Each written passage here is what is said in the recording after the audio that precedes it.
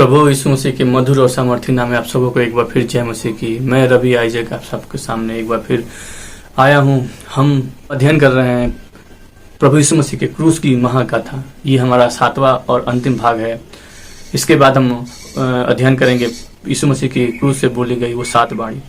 ये अद्भुत रीति से ये वचन है। आइए हम वचन को शुरुआत करने से पहले प्रभु की प्रार्थना करें। धन्यवाद धन्यवाद धन्यवाद धन्यवाद धन्यवाद देते हैं खुदा इस सुंदर समय के लिए जो अपने एक बार फिर देखने का मौका दिया। खुदा आपको धन्यवाद देते हैं यीशु नासरी। हम धन्यवाद देते हैं यीशु नासरी जबकि हम ये प्रभु यीशु मसीह की क्रूस की महागाथा का अध्ययन कर रहे हैं। यीशु नासरी होने दीजिए यीशु नासरी कि आप हमें अपनी पवित्र आत्मा से भर दीजिए यीशु नासरी, ताकि वचन से पिता से जो कुछ पढ़े यीशु नासरी सब कुछ पवित्र आत्मा आपके सानिध्य में होकर पिता हम आगे बोल सके यीशु नासरी। और जो लोग इस वीडियो को सुनते हैं और देखते हैं यीशु नासरी वो उनको बहुत ऐसी खुदा आशीष दीजिए यीशु नासरी। उनका जीवन पिता से अंधकार में से निकल सके यीशु नासरी। वो आपके उजाले के मार्ग में चल सके यीशु नासरी। आपके बताए हुए मार्ग पे चल सके यीशु नासरी। पवित्र आत्मा आप हमारी अगुवाई करिए यीशु नासरी। और पिता जो भी पिता हमसे गलतियां होती है उसे माफ करिएगा खुदा। ये छोटी सी विनती आपके पुत्र हमारे उद्धारकर्ता प्रभु यीशु मसीह के नाम से मांगते हैं, सुने से ज्ञान कीजिए, आमीन। परमेश्वर का धन्यवाद हो कि ये अद्भुत समय प्रभु ने हमें दिया है। और हम ये आज का जो विषय है यीशु मसीह का क्रूस पर चढ़ाया जाना, इसके लिए हम चारों सुसमाचार से हम देखेंगे। इसमें मत्ती रचित सुसमाचार में मिलता है 27 अध्याय 32 से 44 पद तक, मरकुस रचित सुसमाचार 15 अध्याय 21 से 32 पद तक, लूका रचित सुसमाचार 23 अध्याय 26 से 43 पद तक, और यूहन्ना रचित सुसमाचार 19 अध्याय 17 से 22 पद तक हम आपके लिए पढ़ देंगे। मत्ती रचित सुसमाचार आप भी निकाल सकते हैं 27 अध्याय 32 से 44 पद तक।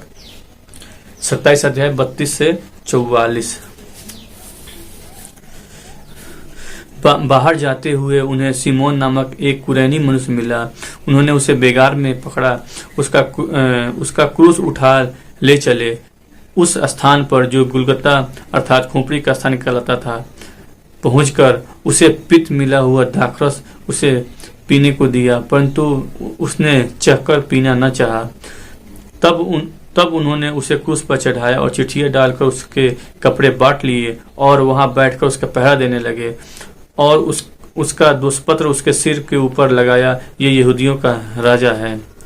तब उसके साथ 2 डाकू एक दाहिने और एक बाएं क्रूस पर चढ़ाए गए।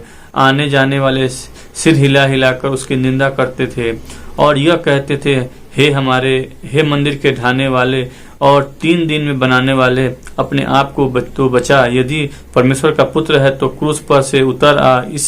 इसी रीति से प्रधान याजक और शास्त्री और पुरनियों समेत ठट्ठा करके कहते थे। और इसने औरों को बचाया और अपने आप को बचा नहीं सका। यह तो इस्राएल का राजा है। अब क्रूस पर से उतर आए तो हम उस पर विश्वास करें। उसने परमेश्वर पर भरोसा रखा है। यदि वह इसको चाहता तो अब इसे छुड़ा ले, क्योंकि इसने कहा मैं परमेश्वर का पुत्र हूँ। इसी प्रकार डाकू भी उसके साथ क्रूस पर चढ़ाए गए थे, उसकी निंदा करते थे। यहाँ पे अद्भुत रूप से वचन हमें ये बताता है कि जब प्रभु यीशु मसीह को पिलातुस ने कोड़े लगवा कर सौंप दिया कि इसे क्रूस पर चढ़ाया जाए, तो प्रभु यीशु मसीह को इतनी स्थिति उनकी बदहाल हो गई थी, इतनी उनकी मतलब कोड़ों से उनकी लहूलुहान हो गए थे कि वो चल नहीं पा रहे थे अपने क्रूस लेकर। तो वहीं पे एक कुरैनी मनुष्य था और जिसका नाम था सिमोन, हम पढ़ते हैं। उसे गुलगुता नामक और ये खोपड़ी की स्थान के वहां पे जहाँ पे क्रूसिफिकेशन किया जाता है वहां पे ले जाने के लिए उसको पकड़ा और प्रभु यीशु मसीह को पित्त मिला हुआ दाखरस पिलाए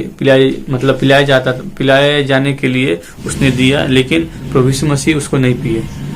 क्यों नहीं पिए? वो क्यों पिलाया जाता है? पहली बात है कि वो इसलिए पिलाया जाता है कि जो दर्द होता था इंसान का और वो दर्द कम हो और इंसान अपना प्राण जल्दी से त्याग दे।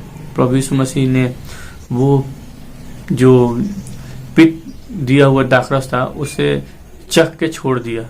अगर वो पी लेते तो वो शायद वो वचन नहीं बोल पाते, लेकिन उन्होंने उस सारे कष्ट को हमारे लिए सह लिया।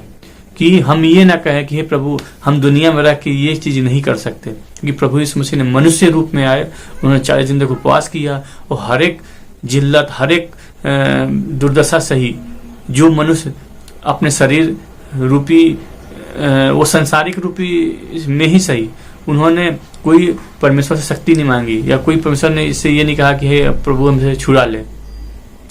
उन्होंने संसार में रहते हुए एक मनुष्य जैसा, जो मनुष्य की शक्ति जितनी होती है उस हिसाब से उन्होंने सब चीज चाहा। और आज हमें ये सवाल है कि अगर हमारे को भी कोई परेशानी पड़ती है तो हम लोग भाग निकलते हैं, अरे हम नहीं है, प्रभु यीशु मसीह के मानने वाले हम नहीं है।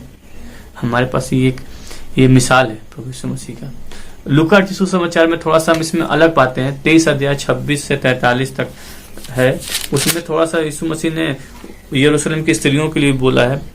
27 में पढ़ेंगे, लोगों की बड़ी भीड़ उसके पीछे हो ली और उसमें बहुत सी स्त्रियां भी थीं, उनके साथ छाती पीटती और विलाप करती थी। यीशु ने उनकी ओर मुड़ कर कहा, हे यरूशलेम की बेटी पुत्रियों, मेरे लिए मत रो, परंतु अपने और अपने बालकों के लिए रो, क्योंकि देखो वो दिन आते हैं जिनमें लोग कहेंगे, धन है वे जो बांझ हैं और वे गर्भ जो न जने और स्तन जिन्होंने दूध न पिलाया। उस समय वे पहाड़ से कहने लगेंगे, हम पर गिरो, और टीलों से कहेंगे, हमें ढांप लो। क्योंकि जब वे हरे पेड़ के साथ ऐसा करते हैं तो सूखों के साथ क्या नहीं किया जाएगा। अद्भुत से प्रभु जी ये वचन बताता है कि जब हरे पेड़ के साथ, यानी परमेश्वर के मानने वाले उस जन के साथ जिन्होंने कभी कोई बुराई नहीं की, उनके साथ संसार के लोग ऐसा कर सकते हैं, तो जो मानने वाले लोग हैं, जो नहीं मानने वाले लोग हैं, उनके साथ क्या करेंगे वो लोग। आज ये प्रश्न है हमारे पास कि हमारा रास्ता क्या है, अंधेरे का रास्ता है या वो सच्चाई का, वो ज्योति का रास्ता है। प्रभु यीशु मसीह ने तो उस सलीब पर चढ़े और उनके हाथों में और उनके पांवों में कीलें ठोकी गई। अद्भुत से उनके पांव में वो ठोकी गई जो एड़ी से होकर निकल गई। ऐसे नहीं है कि पहले के समय में, आप हम लोग फोटो में भी देखते हैं कि यीशु मसीह के पैर को तिरछा करने के बाद उनके पैर पे कील ऐसे ठोकते थे कि एड़ी से निकल के धंस जाए लकड़ी में। हम एक पुराने नियम के वचन हमें याद आ रहा है, हम निकालेंगे उत्पत्ति की पुस्तक 3 अध्याय और उसका 15 पद। और मैं तेरे और इस स्त्री के बीच में और तेरे वंश और इस वंश के बीच में बैर उत्पन्न करूंगा और वह तेरे सिर को कुचल डालेगा और इसी रीति से एड़ी को डसेगा। अद्भुत रीति से ये वचन हमें बताता है कि आज जो प्रभु का ये वचन जो कील ठोका गया उसकी प्रभु यीशु मसीह की एड़ी में, तो सांप ने या शैतान ने उसकी एड़ी को डसा और डसने के बाद प्रभु यीशु मसीह ने उसकी वो जो सर को कुचला। कैसे कुचला? जीवित होकर, तीसरे दिन जीवित होकर उसके सर को, शैतान के सर को कुचल डाला।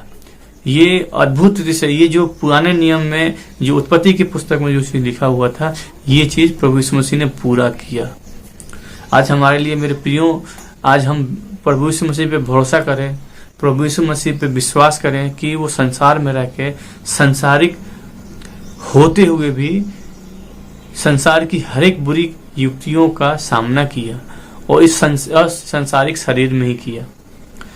हमारे लिए ये एक विश्वास का चिन्ह है कि प्रभु यीशु मसीह ने इस संसार में रहते हुए हमारे लिए क्या किया। 40 दिन उपवास रखे। हम लोग कहते 40 दिन हमसे नहीं हो पाएगा। दुर्दशा की गई उनके साथ, हम लोग कहते हमारे साथ नहीं हो पाएगी। हमारे साथ कोई दुर्दशा करे तो हम उसका जो तुरंत बदला देने के लिए तैयार हो जाते हैं। प्रभु यीशु मसीह की अद्भुत बातें जो अगर हम चर्चा करें तो दिन समय पता नहीं चलेगा, लेकिन वीडियो बहुत बड़ा हो जाएगा। अद्भुत रीति से प्रभु का ये वचन है। प्रभु आप सबों को बहुतायत से आशीष दे और आगे हम और भी जो 7 वाणी है उसका भी वर्णन करेंगे। प्रभु आप सबों को बहुतायत से आशीष दे। आप सबों को जय मसीह की।